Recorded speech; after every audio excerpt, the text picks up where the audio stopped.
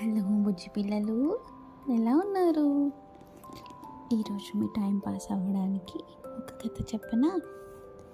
మనం ప్యూర్ హార్ట్తో ఏం ఎక్స్పెక్ట్ చేయకుండా చేసే మంచి పనుల వల్ల తిరిగి మనం కూడా సహాయం పొందుతామని ఈ కథ ద్వారా తెలుసుకుందామా?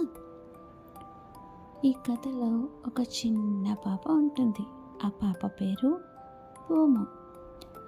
పోము చక్కగా స్కూల్కి వెళ్తూ వస్తూ అందరి స్కూల్ ఫ్రెండ్స్తో ఆడుకుంటూ చదువుకుంటూ మంచి పేరు తెచ్చుకుంటూ ఉంటుంది. అది చూసి పోము వాళ్ళ అమ్మ నాన్న చాలా హ్యాపీగా ఫీల్ అవుతూ ఉంటారు. స్కూల్కి వెళ్ళే దారిలో రోజు పోము చెట్టు కింద ఒక తాత చెక్క బొమ్మలు అమ్మడం గమనిస్తూ ఉంటుంది. అందులో తనకి ఏనుగు బొమ్మ అంటే చాలా ఇష్టం.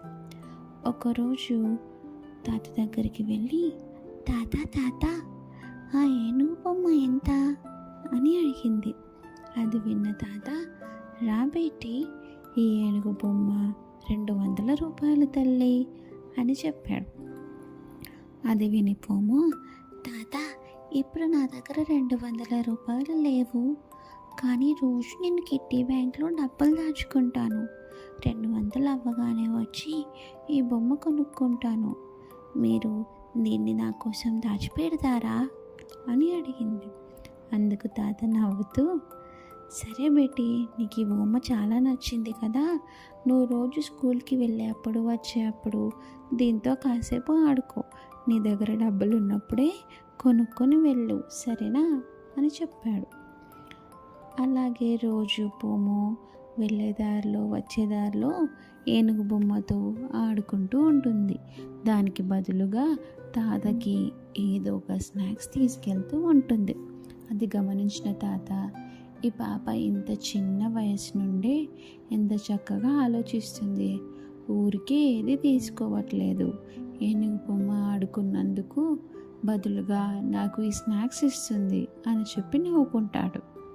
రోజులు గడుస్తూ ఉండగా ఏనుగు బొమ్మతో ఆడుకోవడానికి పోము వచ్చేసరికి తాత కష్టపడుతూ చెక్క బొమ్మలు చేయడం చూస్తూ ఉంటుంది.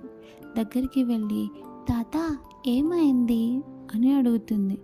ఏం లేదు తల్లి, కళ్ళజోడు కింద పడి పగిలిపోయింది, ఒక అద్దం పగిలిపోయి ఇంకో అద్దం సరిగ్గానే ఉందిలే అని అన్నాడు.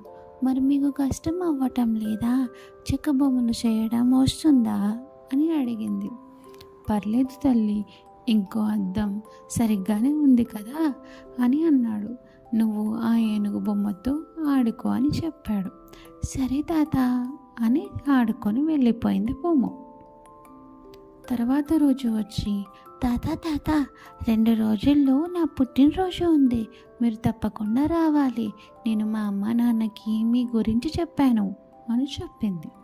అవునా తల్లి, తప్పకుండా వస్తాను అని చెప్పాడు. ఈ 2 రోజుల్లో తాత ఆ ఏనుగు బొమ్మకి కొత్తగా డిజైన్ చేసి దాన్నే గిఫ్ట్గా తీసుకొని వెళ్ళాడు. అది చూసిన పోము చాలా హ్యాపీగా ఫీల్ అయింది. తాత, ఈ ఏనుగు బొమ్మ నా కోసమే తయారు చేశారా అని అడిగింది. అవును తల్లి అని చెప్పాడు. తాత, నా దగ్గర కూడా మీకోసం ఒక గిఫ్ట్ ఉంది, ఇదిగోండి అని ఒక బాక్స్ని తాత చేతికి ఇచ్చింది.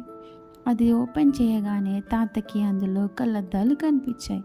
తల్లి, నా కోసం కళ్ళద్దాలు కొన్నావా, నీ దగ్గర డబ్బులు ఎక్కడివి అని అడిగాడు. తాత, నా కిట్టి బ్యాంక్లో డబ్బులు దాచుకున్నాను కదా, అది తీసుకువెళ్ళి మా డాడీకి ఇస్తే మీకోసం కళ్ళద్దాలు కొని తెచ్చాడు, తీసుకోండి తాత అని చెప్పింది. అది చూసి తాత చాలా హ్యాపీగా ఫీల్ అయ్యి, థ్యాంక్ యూ తల్లి అని చెప్పాడు. చూసారా పిల్లలు, తాత దగ్గర కళ్ళజోడు పగిలిపోయి డబ్బులు లేకపోయినా పోమో కోసం ఏనుగు బొమ్మ కొని తీసుకొచ్చాడు.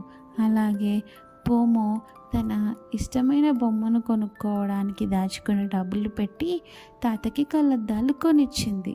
దీన్ని బట్టి మీకు ఏం అర్థమైంది? మనం ఒకరికి హార్ట్ఫుల్గా హెల్ప్ చేస్తే మనకు కావాల్సింది ఆ గాడు మనకి తిరిగి ఇస్తాడు. అర్థమైందా?